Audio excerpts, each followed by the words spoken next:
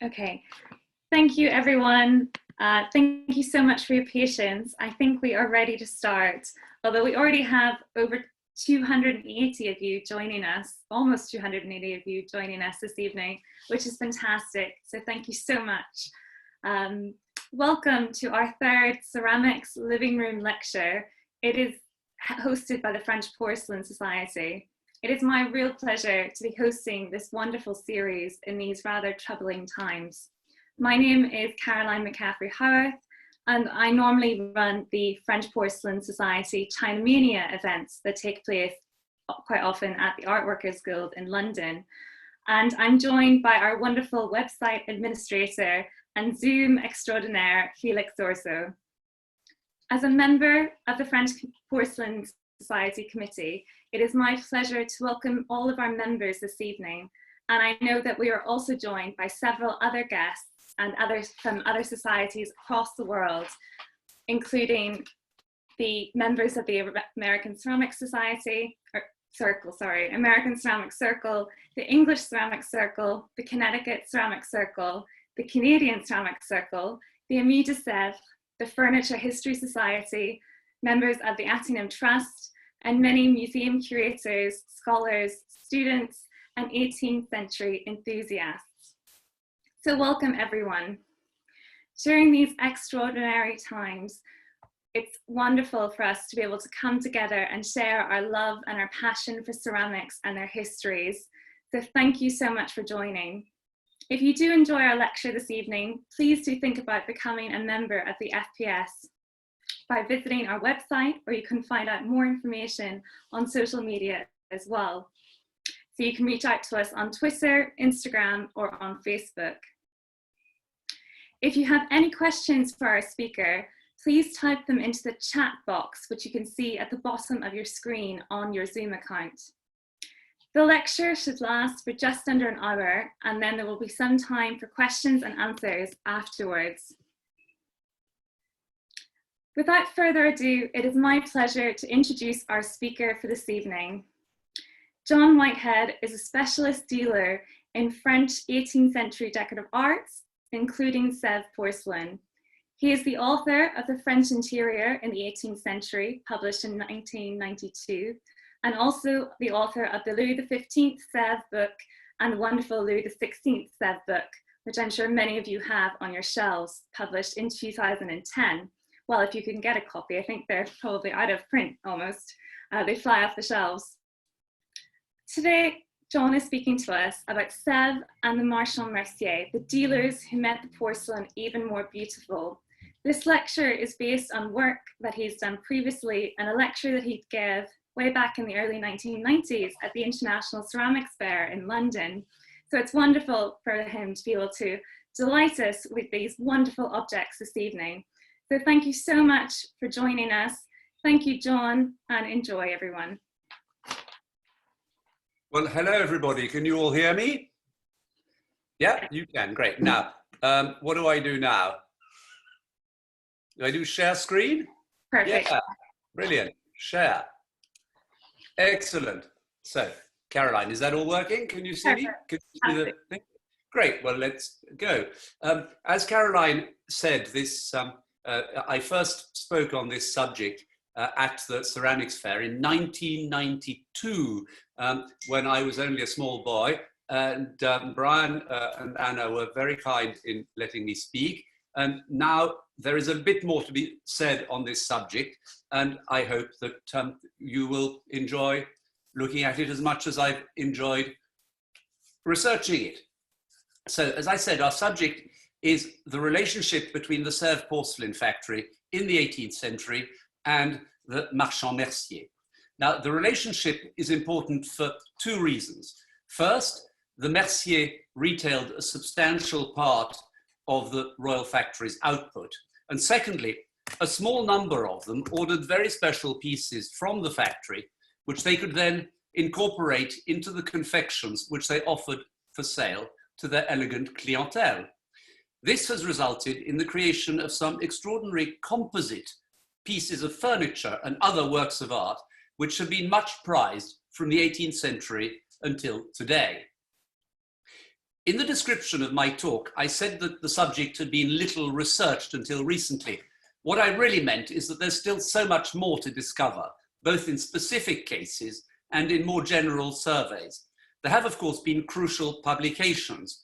The first was Louis Courageau's publishing of the Marchand-Mercier Lazare Duvau's credit book, running from 1748 to 1758. Duvau was the first major client of the young Vincennes-Sèvres porcelain factory, and it is wonderful to have it, especially as the original manuscript perished in the fire which destroyed the Paris town hall during the Commune in 1871. The next publication took a bit longer to arrive. Pierre Verlet was the creator of the discipline of the study of French 18th century decorative arts, and he wrote first a general article on the Mercier in 1958, and then he incorporated them into his great book on French 18th century gilt bronze, published in 1987.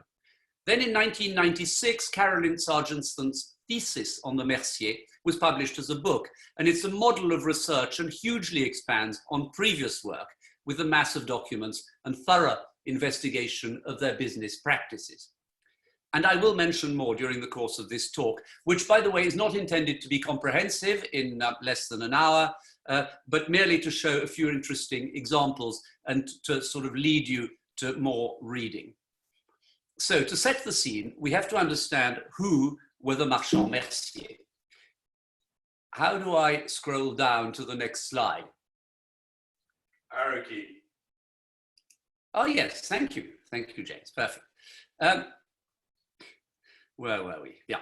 So in Ancien Régime France, I want to go up now, but never mind. In Ancien Régime France, you can define what people did by what guild or guilds they belonged to. So, for example, a member of the Ébénistes Guild could make a commode in wood, including marquetry, but had to ask a member of one or both of the two guilds of bronziers to supply the gilt bronzes, and a member of the Guild of Marbriers for the marble top. As a member of the guild, an ébéniste could have a shop with a street frontage if he wanted to, where he could sell directly to the public, so that he would then be known as a marchand ébéniste. But most ébénistes simply had a workshop and sold either directly to private clients or to other ébénistes who had a shop, or to the Marchands-Merciers. The Marchands-Merciers are apart from the other guilds because they're one of the very few guilds which engaged entirely in trade and not at all in craftsmanship or manufacturing. In fact, their guild statutes specifically prevented them from having their own workshops or making anything.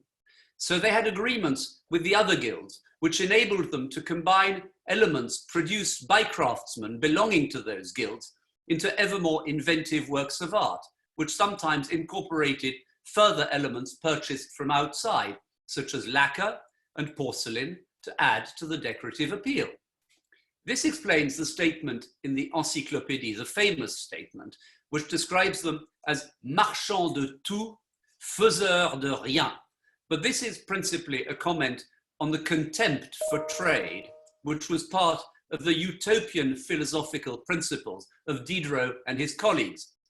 The medieval origin of the guild was as retailers of textiles, mostly for furnishing, and as furnishing diversified into cabinet work and decorative metal fittings for lighting and fireplaces, some Merciers diversified too, so that by the end of the 17th century, a particular group of Merciers had become the leaders in the taste for fashionable furniture and works of art.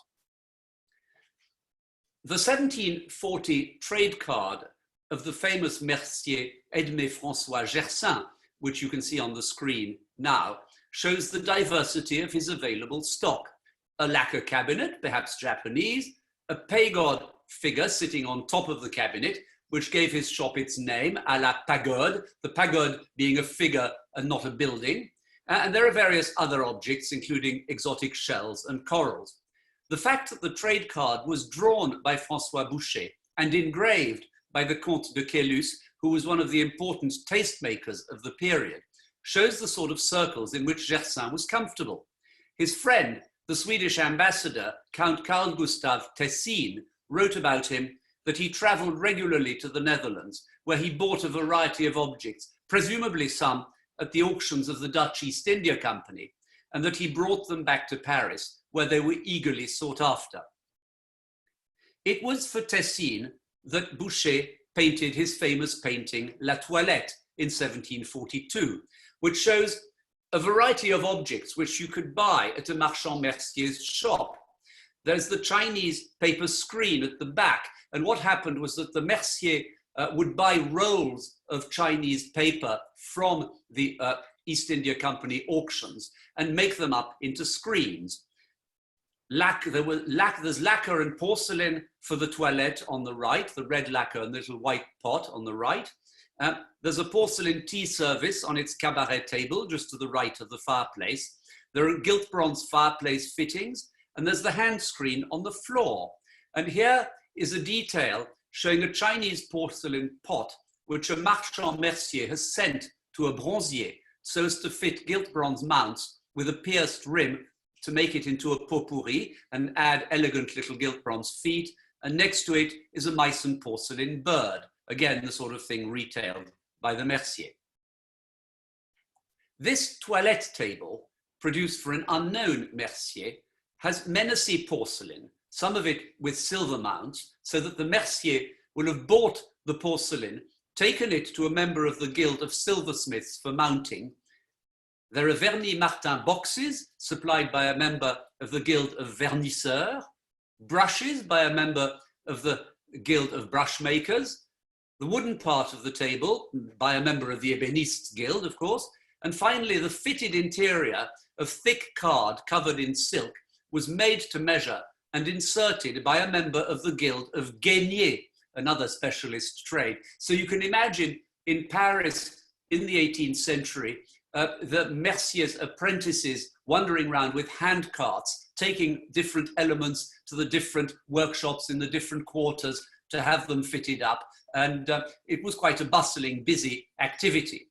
But the major part, the major gap in our knowledge of such practices relates to design. We very rarely know who provided the drawings from which the craftsmen worked.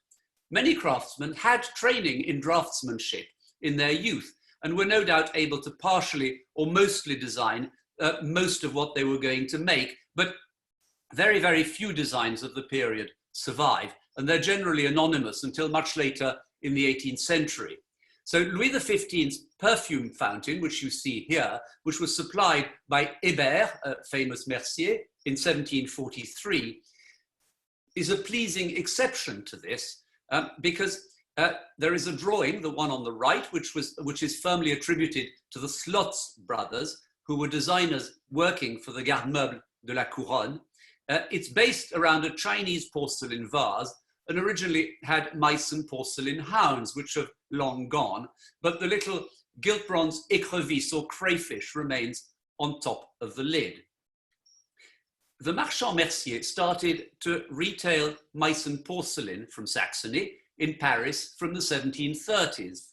The first to do so was called Le Maire, and he ordered Kakiemon-style porcelain from Meissen, probably hoping to pass it off as Japanese.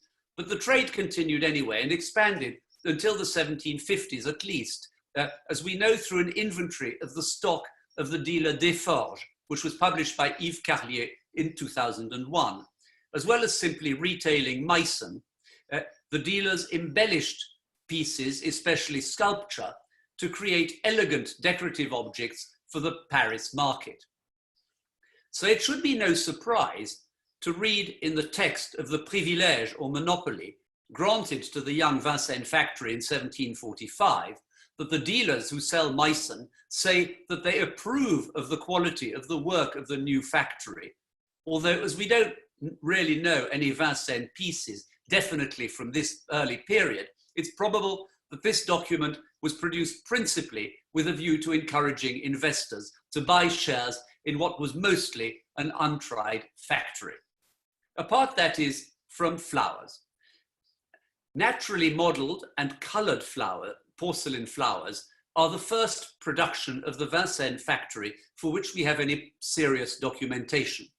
In her article on the early history of porcelain flowers for the first FPS journal in 2003, Tamara Préau states that porcelain flowers first appear in Vincennes documents in 1745. On 29th of April 1747, Lazare Duvau signed 2 receipts. The first for 48 livres for mounting a flower stem for Queen Marie Leczinska, and the second for 270 livres for a bouquet for Madame de Pompadour. I suspect that these may be the first time that the factory's flowers were shown, and that therefore it would have been appropriate to give examples to the 2 first ladies, if you can call them that, although the price discrepancy is slightly disturbing. Guillaume Glorieux, in his extraordinary book on Gersaint, which I heartily recommend, states that on the 25th of May 1747, so not quite a month after Marie Leczinska and Madame de Pompadour got bouquets, Gersaint wrote to Count Tessin, who'd by then returned to Sweden, a letter about a bouquet of porcelain flowers, which he was sending him, and he gave detailed instructions to be particularly careful when unpacking it. So at this date, the flowers may well have been Vincennes. The first mention of Vincennes porcelain flowers in the Journal du Garde-Meuble de la Couronne, the agency that supplied furniture to the royal household, occurs on the 2nd of July, 1748, when Duvau supplied to the Dauphine at Compiègne, and I get to read the original document slowly in French, une paire de bras à double branche, en cuivre verni à feuillage, imitant les fleurs qui composent les 10 bras, la tige d'1 pied de haut.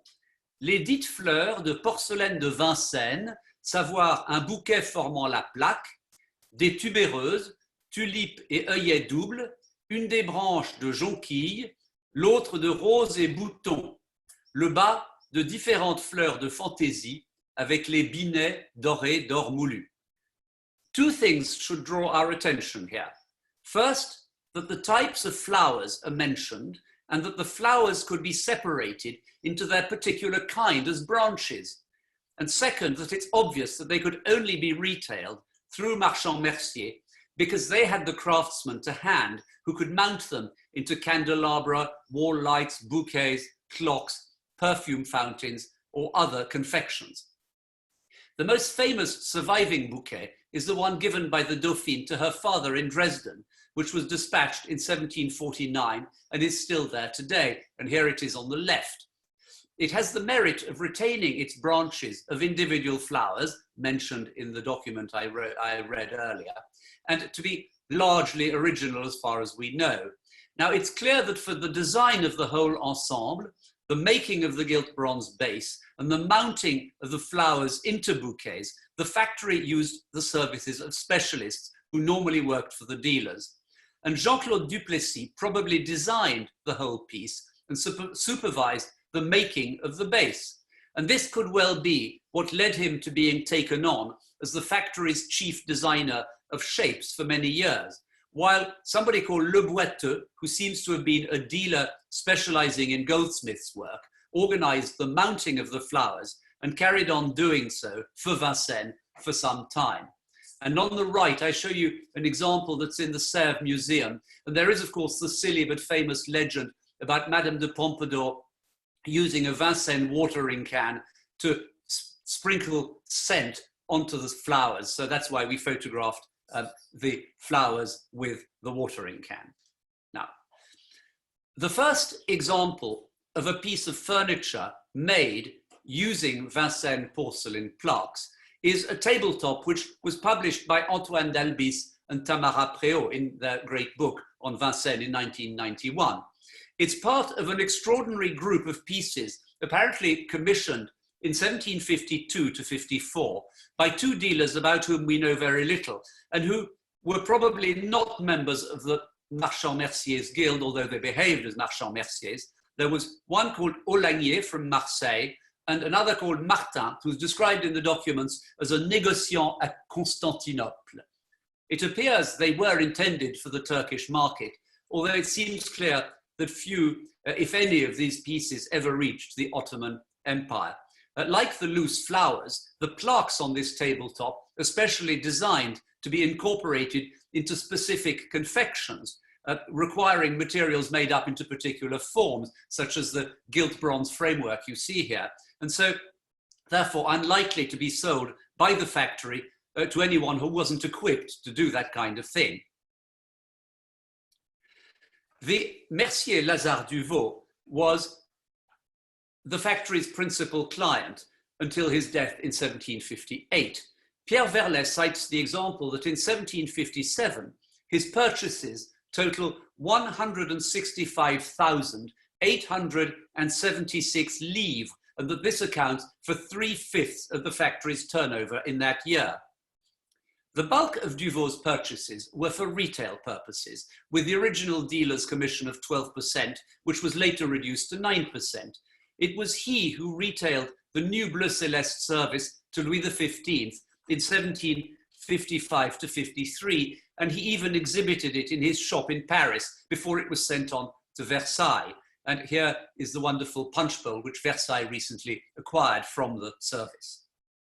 But Duvaux also commissioned original pieces, and Cyril Froissart has recently identified what was meant in the factory's sales register entry that you can see at the bottom left by pot pourri Duvaux.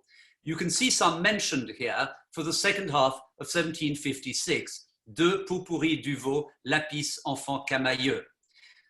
Now, from the images above, the pot pourri looks similar to the pot à sucre Hébert, but in fact it's slightly bigger, and it is made to be mounted with a pierced collar to diffuse the scent, and it's flanked by birds of matching color.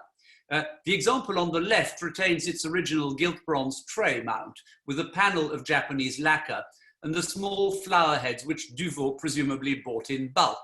The one on the right has a replaced base, but maybe the Bleu Céleste example, which Duvaux sold to the Comte d'Egmont in 1755 for 600 livres, which, given that the pot and 2 birds only cost 120 livres together, as you can see from the entry here, probably represents a good profit even after the cost of the mounts. Very special thanks to Cyril for letting me show his discovery, and I hope he'll very soon publish it. And that's a recommendation, by the way. You'll notice that the factory named the object Pot pourri Duvaux in Duvaux's honor, and in this case, he probably specifically ordered it, but there are many other pieces named after major clients and shareholders. Lazare Duvaux died in 1758, and his place as the foremost and most original dealer with the best clientele was very soon taken by Simon-Philippe Poirier, who was a relative of the Hébert, who we mentioned earlier, another famous Mercier involved at the factory's beginnings. Now, we're now going to look at a few examples of the sort of things that Poirier retailed.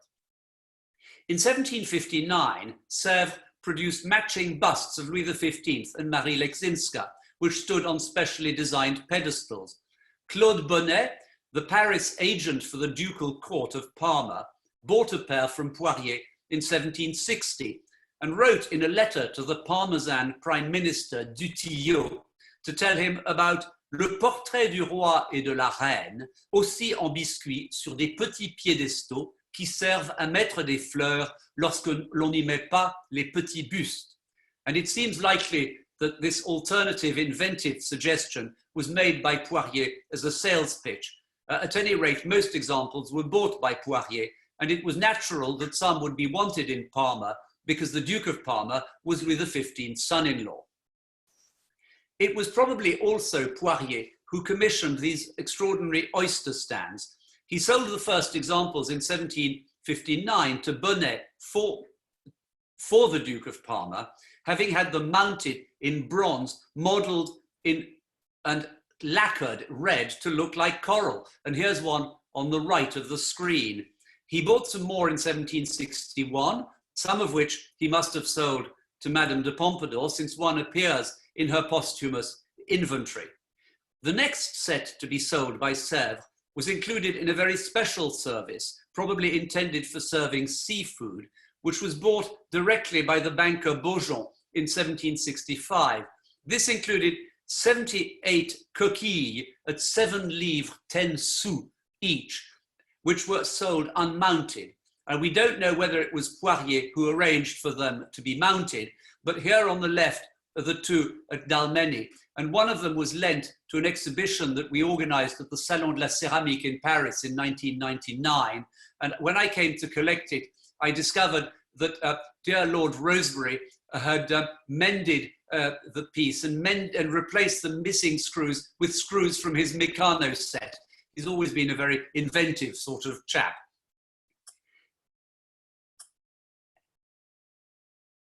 This extraordinary commode by Bernard van Ryssenberg is the first of a series of pieces of furniture mounted with Sèvres plaques, which became one of the major specialities of Poirier and his partner and then successor, Dominique Daguerre.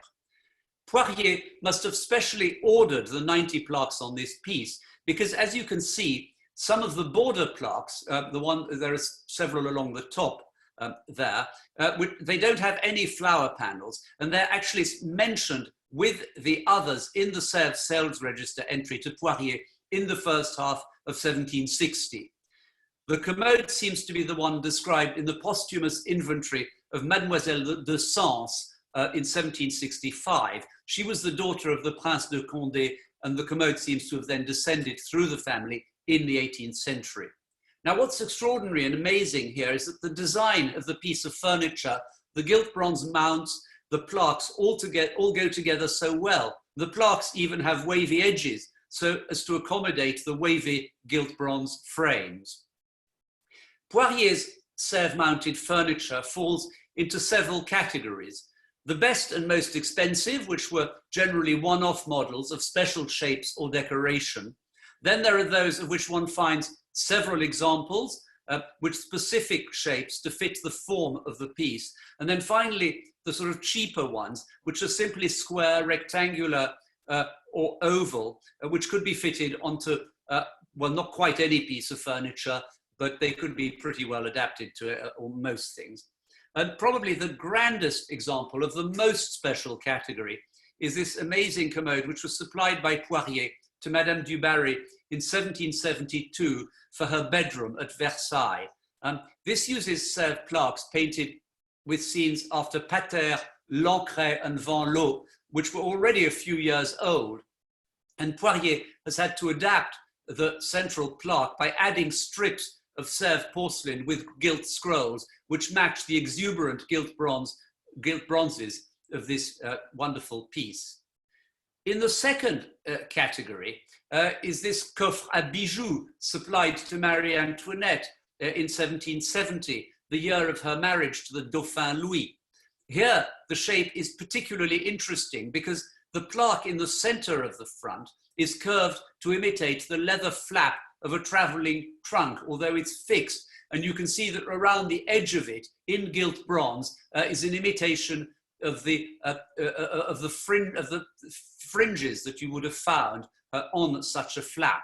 And the drawer in the frieze is fitted with writing equipment, as most tables are at that period. We know 9 of these pieces of furniture today, and several with royal provenances. Another is mentioned in the posthumous inventory of the Duchesse de Mazarin in 1781, and the document tells us that it contained no fewer than 80 gold snuff boxes.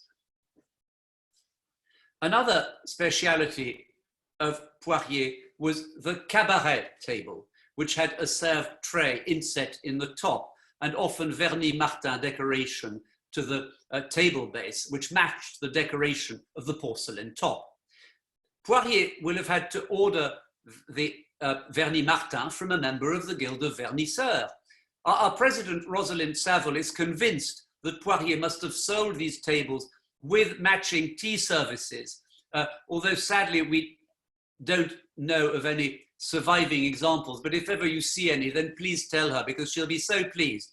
The table on the right is in the Louvre, and it's stamped by BVRB, Bernard van Ryssenberg, and the top is dated 1764.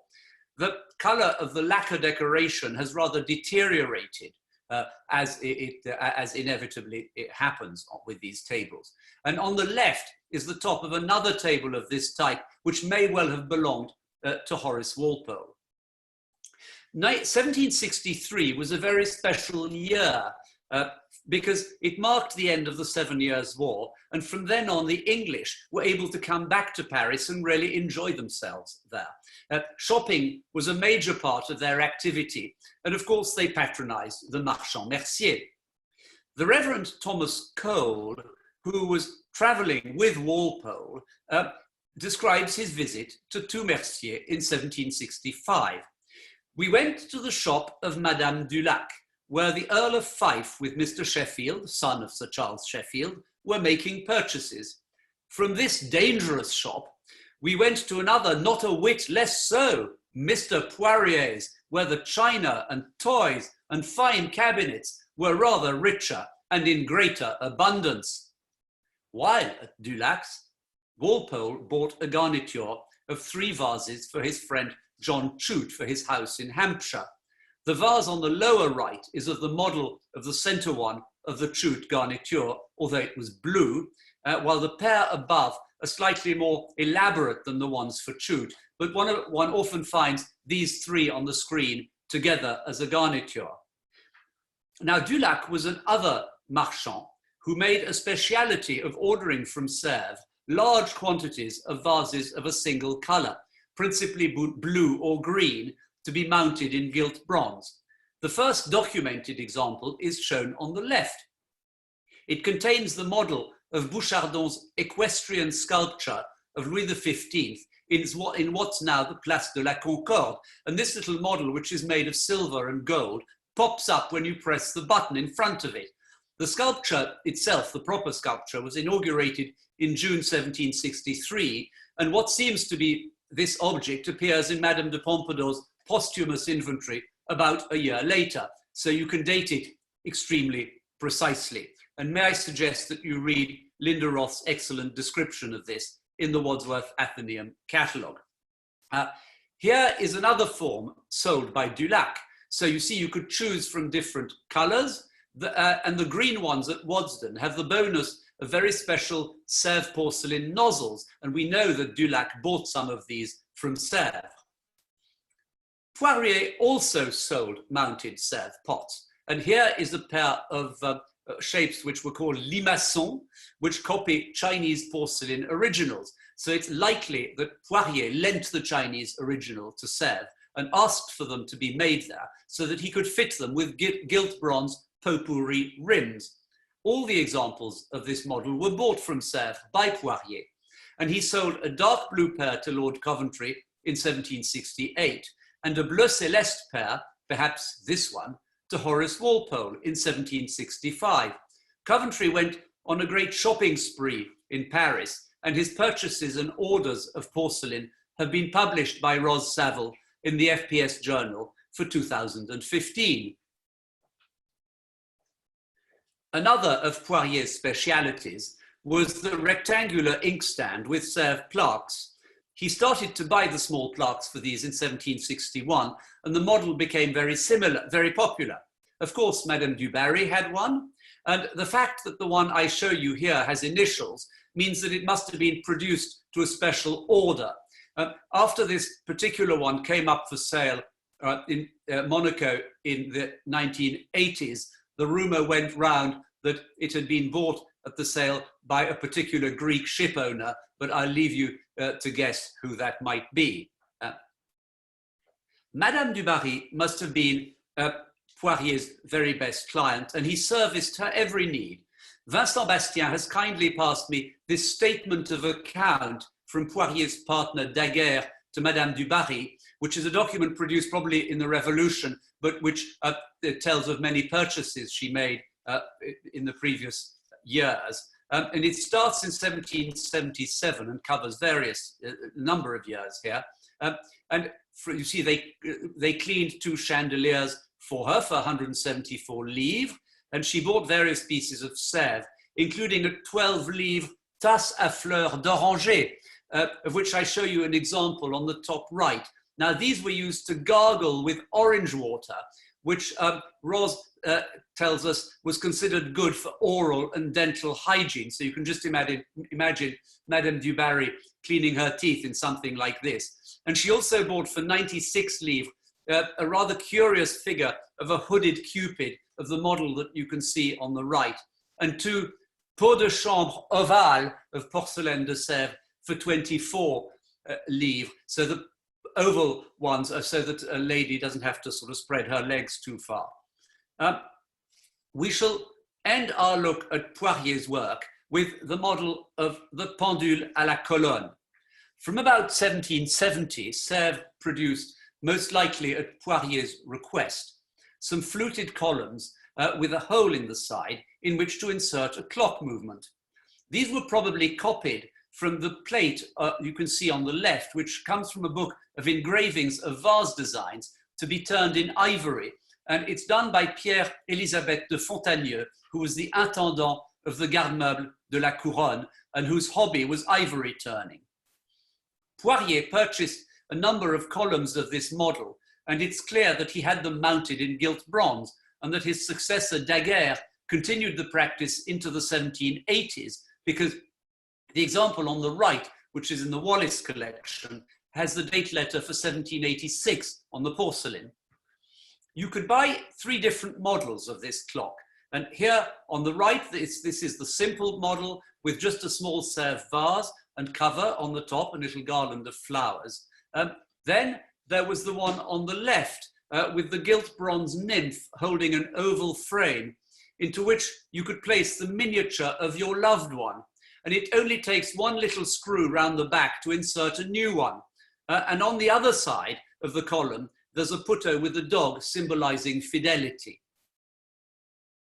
And finally, on the right is the really elaborate model with 2 marble obelisks with gilt bronze trophies, which sit behind 2 Sèvres biscuit figures, one of the shepherd Paris holding the apple after Gillet, and another after a Falconet model called La Petite Tendresse.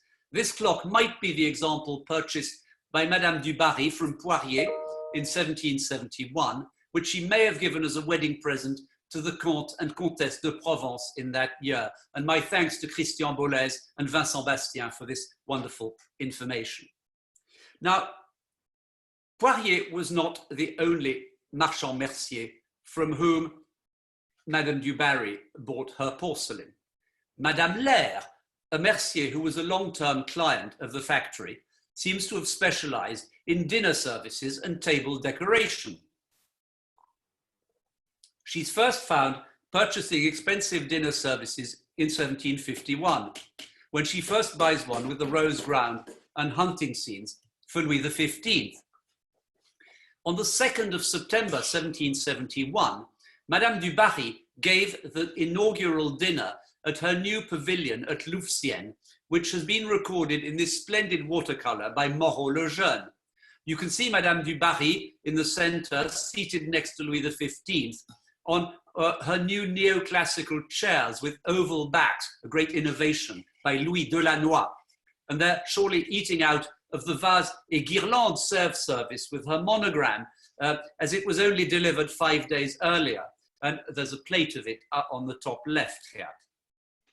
The table centerpiece from the watercolor seems to be in the form of a colonnade with arches covered in flowers and also flowers wound around the shafts of the columns. Pierre Enès has linked this to a purchase by Madame Lair from Sèvres in 1770 of elements which undoubtedly come from the huge table centerpiece made for the wedding feast of the future Louis XVI to Marie Antoinette in May of that year in Gabriel's new opera house at Versailles. She bought, Madame Lair, bought in December 1770, 57 biscuit sculptures, 56 biscuit columns, bases and capitals, 48 pieces of frieze, 16 vases for the crestings, and wait for this, 6,576 flowers, which are described as employés aux guirlandes du couronnement. This must have looked relatively impressive, I think.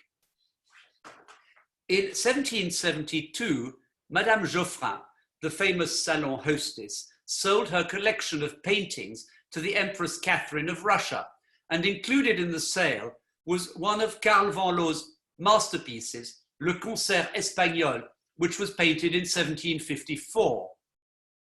That same year, Madame Lair ordered from the sculptor François-Joseph Duret a set of terracotta models reproducing the scene of the figures on the painting, as well as 2 further groups of musicians and 4 single figures, all wearing similar costume, which was described as romantic Spanish style costume of the 17th century. And the center group, the 2 figures and the 2 groups and the 4 outside figures made up a splendid surtout de table in Sèvres biscuit porcelain.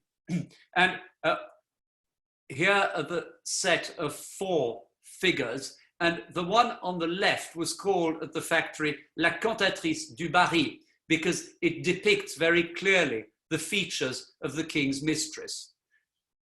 Louis XV, his daughters, and Madame du Barry herself all purchased complete sets of these, but directly from Sèvres. There is a set which is now split between Pavlovsk and the Hermitage, which must be either one of the 2 sets sold for cash in 1772, or one of the 8 sets purchased by Madame Lair herself over the next couple of years. In 1772, Poirier took on as his junior partner Dominique Daguerre, who succeeded him when he retired in 1777. They continued to produce furniture and objects mounted with Sèvres porcelain, adapted to the new neoclassical taste.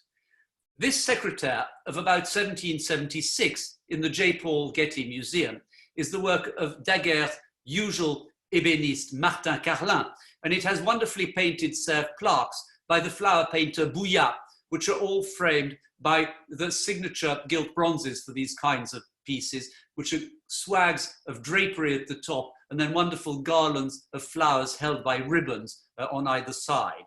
And other pieces have similar features or related features, and you recognize the features of the lower frieze of this piece in this table also at the Getty, which is of 1776, a piece of very elegant proportion and of the same model as the pieces mounted in Japanese lacquer, which Daguerre was supplying to Mesdames at Bellevue at the same time. This particular piece has the added wonderful bonus of having Daguerre's label nailed to the underside, which is an incredibly rare survival. And it was after visiting his shop in the Rue Saint-Honoré that the Baronne d'Oberkirch wrote in 1782, "On ne pouvait approcher de son magasin tant il y avait de monde. La foule se pressait devant un buffet de salle à manger d'un travail admirable." We don't know what this buffet looked like, but it could well have been a console table with Sèvres plaque, rather like the bureau plat at the Getty. In the early 1780s, Daguerre was asked to supply furniture and objects to the Duke and Duchess of Saxon-Teschen. The Duke was a brother of the late Dauphine, Marie-Joseph de Saxe, and his wife was an elder sister of Marie Antoinette. They went to live in Brussels in 1781 after their appointment as governors of the Austrian Netherlands, that's Belgium to you, to replace Uncle Charles de Lorraine. Daguerre sent them a set of drawings for furniture and objects which have been miraculously preserved and are now at the Met in New York.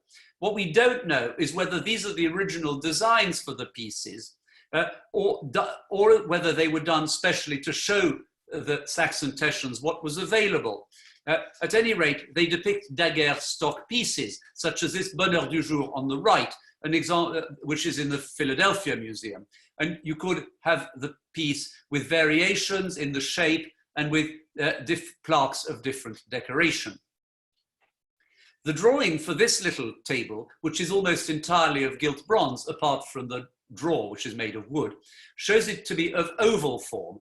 But the example in the Frick collection has a circular Sèvres top, the painting of which Ted Dell has attributed to Bouillat, who also painted the plaques on the Getty Secretaire. and who seems to have been a specialist with Miko and a couple of others of large plaques for furniture, because you see when it's possible to remove the plaques and see the marks on the back, often it's these particular painters. So it's nice to know that there they were painting particularly large bouquets.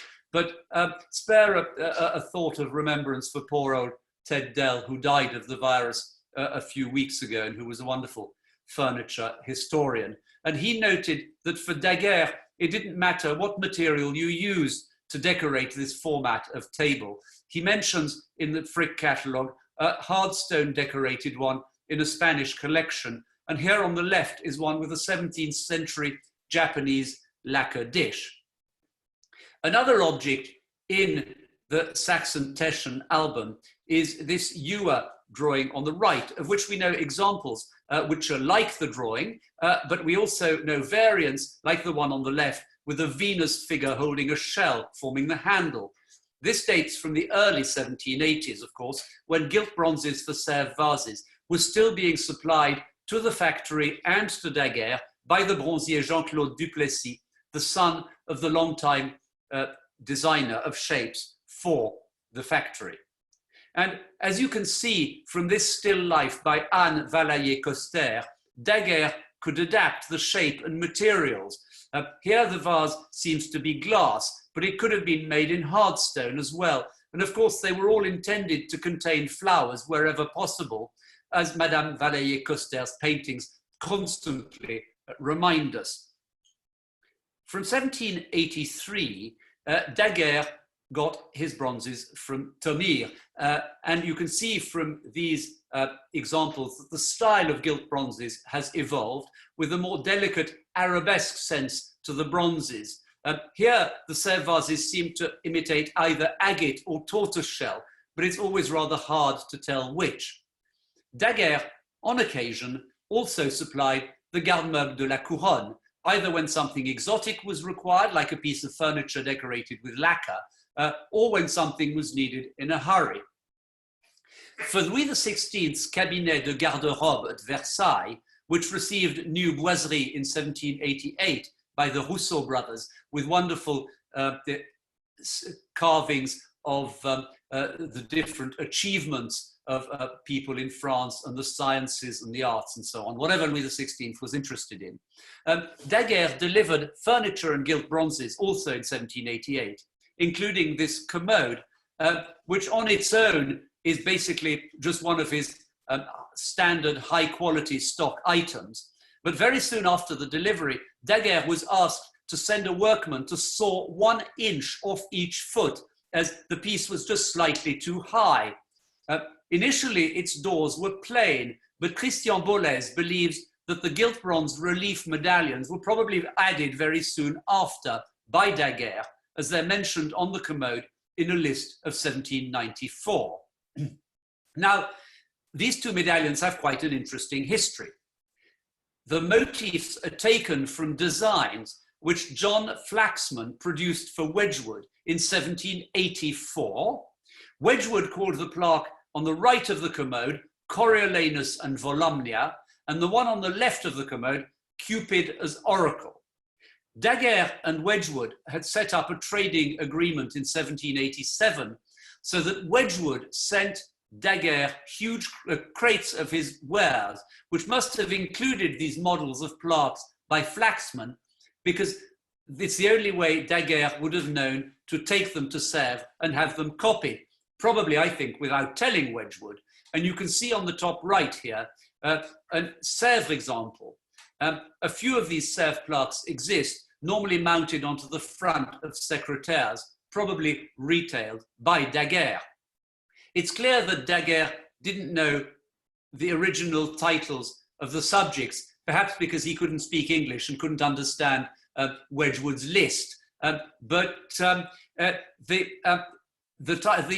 This particular plaque on the top right, and like the plaque on the right of the commode, acquired the title of La Confidence aux Liménés at Sèvres, suggesting that it was a scene of a young courting couple, whereas in fact, Flaxman intended it to be Coriolanus with his mother on one side and his wife on the other, and they're begging him to return to Rome and do his duty.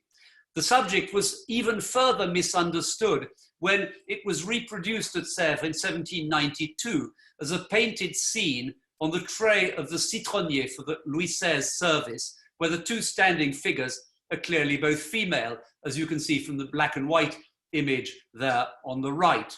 And the other subject, the one on the left of the commode, is known as Sèvres as L'amour comédien, which again is a deformation of the original title of Cupid as Oracle.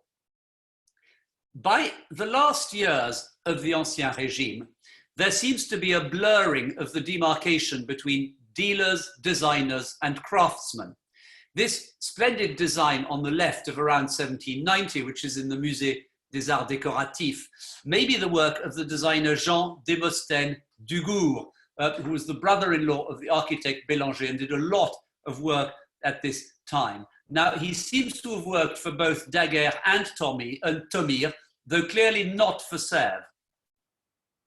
Yet in the early 1790s, Sèvres produced a white marble chimney piece of which contained 12 Wedgwood-style plaques with gilt bronze mounts.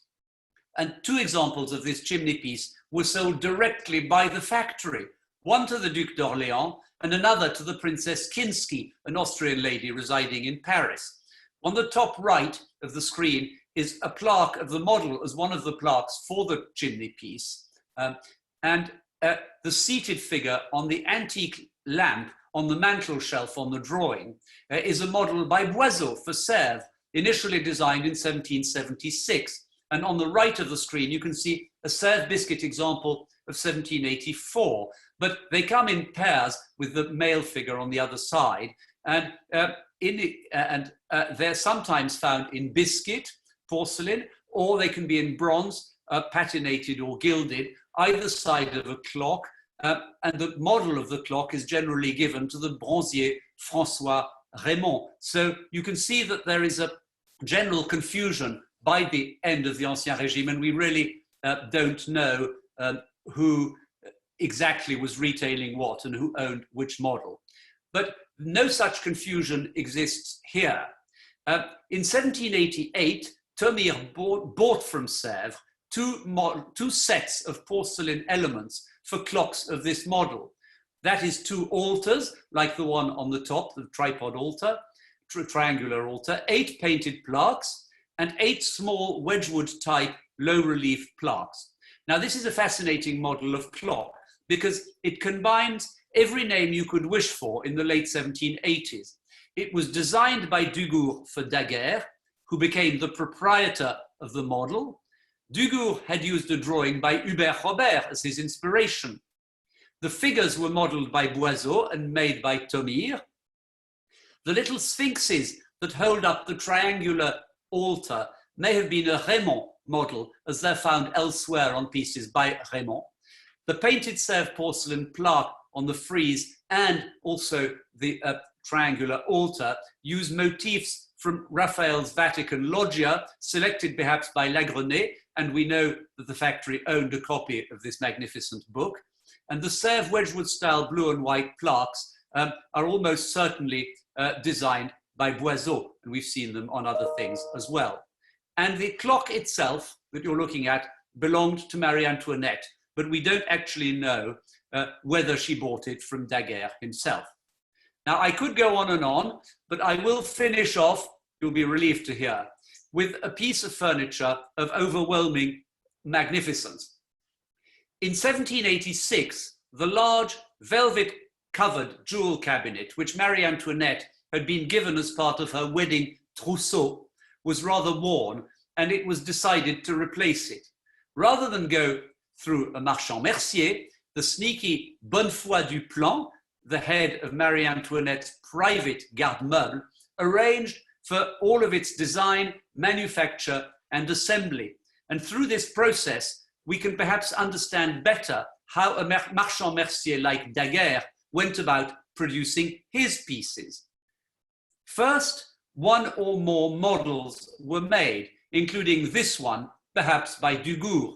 This is rather different to the finished product, and there were clearly changes at some stage, but you'll notice that the three term figures in the center are very similar to ones one finds in gilt bronze on the grandest Louis XVI lanterns retailed by Daguerre, and also as the corner mounts of Weissweiler commodes, probably retailed by Daguerre also.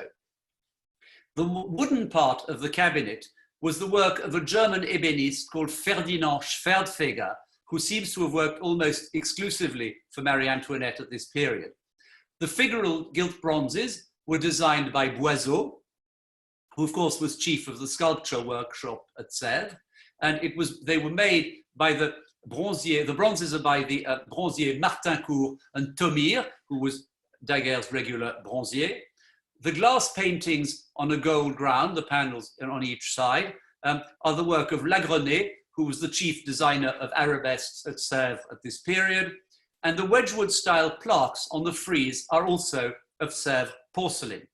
Now, Bonnefoy Duplan bought the plaques from Sèvres in August 1787. You can see here mentioned 2 plaques, and we saw 3, but I don't know how this works, but at any rate, he also bought 2 blue vases, 2 vases beau bleu plein, and 2 vases jatte arabesque sur fond or. Now, the vases and the jatte or bowls seem to have disappeared from the piece of furniture in the early 19th century.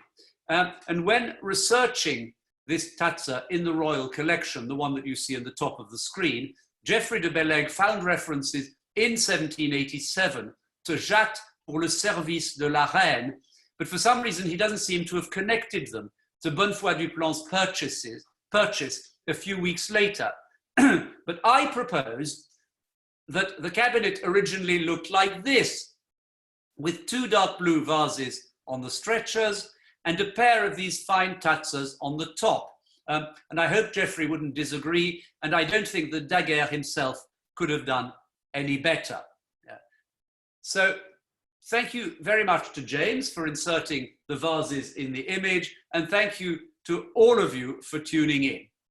And before I go, I want to tell you that next week at the same time, same place, there will be a lecture given by Iris Moon called Fragile Terrains, Alexandre Brognard in Revolutionary Paris, and I'm very much looking forward to this. Thank you. Brilliant, John. Thank you so much for that fascinating lecture. That was brilliant, just to hear all about their process and the way they collaborated together, and some fantastic pieces assembled over the years. Just fantastic. Before we move on to questions, I did also just want to mention our speaker next week, but John's just done that beautifully. So please do join us at the same time, same place, 7 o'clock next Saturday evening for Dr. Iris Moon's talk. And that talk will also be followed by a sort of slightly different format with a question and answer session featuring John again, and also Dr. Diana Davis will be joining us for that as well. So that should be a really lovely session next Saturday. So please join.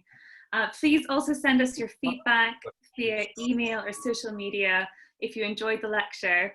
And if you did enjoy it, why not decide to join us at the FPS and become a member? More information on our website as well.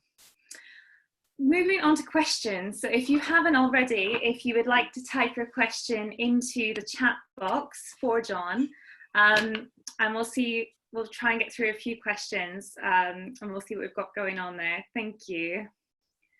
We got any? Caroline, will you feed me the questions, please? I can absolutely, yes. So we've got one from Jeffrey Ruda, who asks, please, can you generalize about the extent to which the Marchands-Merciers competed with each other for the same clients, or to the contrary, developed distinct market niches? Well, Jeff, hi. Thank you for your question. It's good to hear from you. And the answer to that is that the Marchands-Merciers were chasing the same clientele, and that they clearly each developed their own speciality and their own distinct kind of works of art which they created and retailed. So, for example, Madame Lair was a specialist in dinner services and table decoration. The Dulacs whether they were, because there's a certain uncertainty, because they may be marchands parfumeurs as well. So were the vases intended for specifically for scent as potpourri? And Daguerre and Poirier clearly held the top of the market, but there were a number of other people who were buying pieces and adding things and making things up. And we don't really know a great deal about them. We know about, there's one called Granchet, who didn't really sell much Sèvres, but he had toll pieces made in imitation of Sèvres, which he sold, and which were perhaps cheaper, but that was an alternative kind of thing as well. And so there is a great diversity, and the documents are not generally particularly helpful on this subject unless you happen to come across some invoice or some particular, some other information like an inventory. But this is something in which more work needs to be done. Fantastic. We also have a question, let me just pull it up here, from Malcolm Gutter. Thanks so much, Malcolm. He's asking, did the Marchand-Mercier system end with the revolution? And if it not, did it extend into the Empire period and into the 19th century? Well, the questions are all from San Francisco today. So hello, West Coast. Malcolm, the guilds were abolished in 1789. And so you no longer had to become a member of the guild to be a trader. Trade became free. And what this means is that anybody could set up in business, and people did. And in the early 19th century, we find that there are groups of dealers who were continuing to make things and to supply them to their clients. But by this time, of course, there is the beginning of antiquarianism, which isn't, it starts to creep in the 1760s when the English arrive in Paris, that they buy objects specifically for collecting rather than for decoration. But by the early 19th century, dealers like Mailrond, and that's something that Diana Davis, you will read about when you read her book, they were starting to take second-hand things and making them up into other kinds of objects using gilt bronze. They were redecorating Sèvres porcelain. And so when the trade becomes free and the interest in buying something old or purportedly old develops, then the thing goes completely crazy and it's a free-for-all. Thank you. We've just had a couple of questions to see the second to last slide, John. So Felix is just moving towards that with the vases on top, just for everyone to see that wonderful. Here we go. I think it just flashed past. Okay, now here it is. So perhaps you could just speak a bit more just on this piece, now that everyone can see the slide. What more do you want to know? This is a very curious moment for the Queen to order such a piece of furniture, because in 1786 she'd been publicly vilified because of the diamond necklace affair, and yet she orders this utterly magnificent object. And it has, as we know, suffered. The additional bits that James has added into the photograph have disappeared. One or two of the Lagrené-Gauguin panels have been smashed and had to be remade in the 19th century. The figures on the top were originally holding a great crown. That's why their arms are up in the air, but that's disappeared as well. And there were probably further symbols of royalty on the piece, which have vanished. And the little medallions, the upper frieze, the frieze which is above the table part of the piece, was painted by Degault, who also is connected to Sèvres because he started out at Sèvres as an apprentice painter in the 1750s before becoming a specialist painter of gold boxes. And the medallions around the central panels were painted by Pierre-Joseph Sauvage, who was also a painter, but he specialized in trompe-l'œil after the antique. And from the Revolution onwards, he started to work for porcelain factories, including Sèvres and Dille-Guérard, which leads into next week's lecture too. Absolutely brilliant, thank you. Maybe just one or two more questions. We have quite a few coming through. We've got a question from Lauren Drapala saying, thank you for your wonderful lecture. And if you're able to speak a bit more about the relationship between the Marchands-Merciers and the textile industry. She's saying that they don't often have access to textile elements in the surviving pieces, but she was curious to hear about the furniture piece that you've ended on, and if you know much about the relationship between the ceramic designs and the textiles. Well, there are two specific different questions here. I'll deal with the first one very easily. I'm not a specialist in textiles, but if you read Carolyn Sargentson's book on the Marchands-Merciers, which is called Merchants and Luxury Markets, she has a section on the Marchands-Merciers and trading in textile for furnishings. But the Sèvres factory in the 1760s, from the 1760s onwards, produced a number of pieces with designs that are related to Lyon silk. And we don't really know exactly how these are connected. And Catherine Jones did a survey of these as a dissertation a few years ago and was able to note similarities, but it's very, very difficult to see any specific relationship either between the Lyon silk manufacturers and the Sèvres factory, or the dealers and the Lyon silk manufacturers, or the Sèvres factory itself. Great, thank you. And then a final question. This is coming from Jeremy Howard. John, you mentioned Le Maire and Meissen. Jeremy says that he believes Le Maire was prosecuted for passing off Meissen Kakiemon copies as Japanese.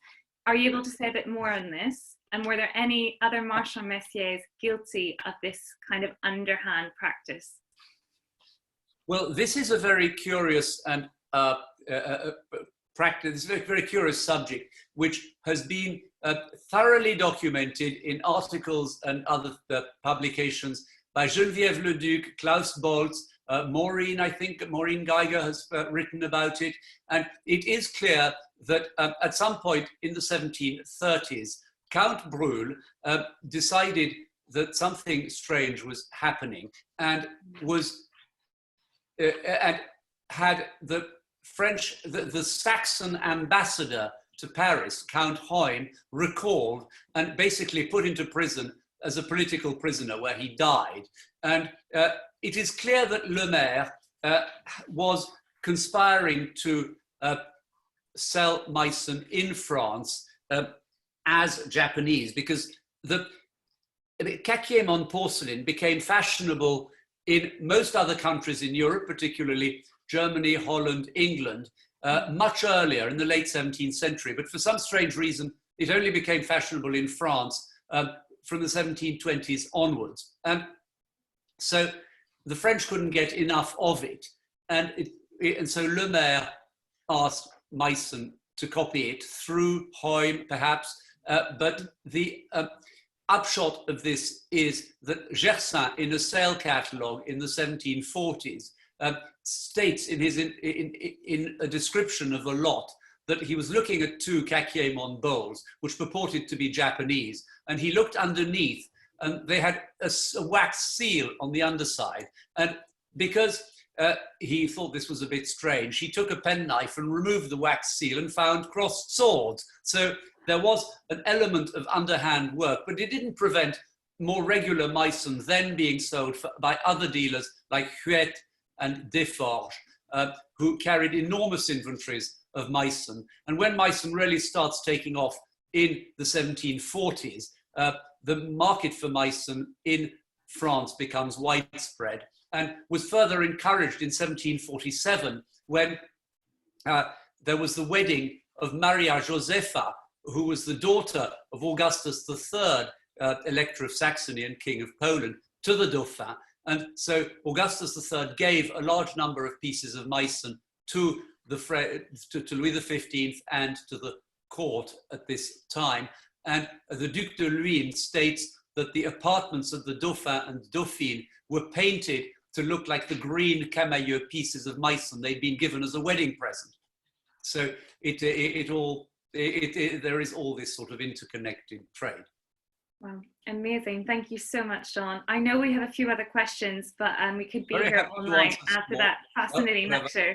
But I'm sure John will be happy to answer them over email in a future. Absolutely. But I just leaves me to say thank you so much for such a fascinating lecture. We actually had over 320 people joined in for that, wow, which I think is just a testament to you as a scholar, John, and to that dazzling array of images that you showed us as well. So thank you so much. Thank you everyone on behalf of the FPS for joining us today. We'll see you all next week. Stay safe, and thank you so much again for joining us. Have a good evening.